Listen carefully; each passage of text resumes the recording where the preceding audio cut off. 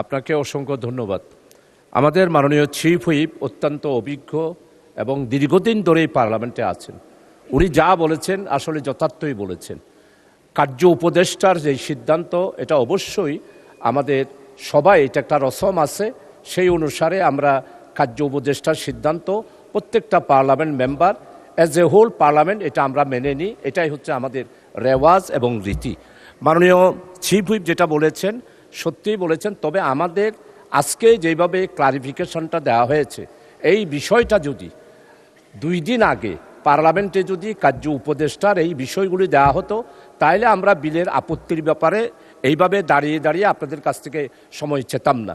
দ্বিতীয়ত যেটা, সেটা হলো যে হ্যাঁ, আইন অবশ্যই কার্য উপদেষ্টার সাথে যেহেতু বিশেষ কমিটির মাধ্যমে এসেছেন, এরপরও তো কতগুলো শাব্দিক চেঞ্জ অবশ্যই মাননীয় এতগুলো 300 আমাদের মাননীয় সংসদ সদস্য পার্লামেন্ট মেম্বার আমরা আছি, 300 জনের চোখে কোনো একটা শব্দ যদি বাদ পড়ে যায়, সেই শব্দটা যোগ করার জন্য আমার মনে হয় আইনের যদি ব্যত্যয় ঘটে, আইন পাশ হওয়ার পরে যদি সেখানে কোনো ত্রুটি থেকে যায়, তাহলে আমাদের total parliament as a whole আমরা লাইবেল হব মাননীয় স্পিকার।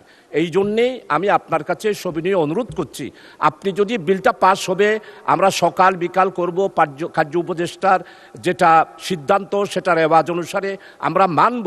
তারপরও বিল পাস হওয়ার সময় আমাদের সংসদ সদস্যদেরকে, মাননীয় আমরা যারা আছি তাদেরকে একটু সময় দিলে, তাহলে শব্দগুলা কমপক্ষে, যেমন আমি ভূমির ব্যাপারে আপত্তি দিয়েছি, একটু 1 মিনিট হলে ওই আমার চোখে যেটা অশুদ্ধ হয়েছে সেটা শুদ্ধ হয়ে যেত। এই বিষয়টা আপনার কাছে সবিনয়ে পেশ করছি মাননীয় স্পিকার। আপনাকে অসংখ্য ধন্যবাদ।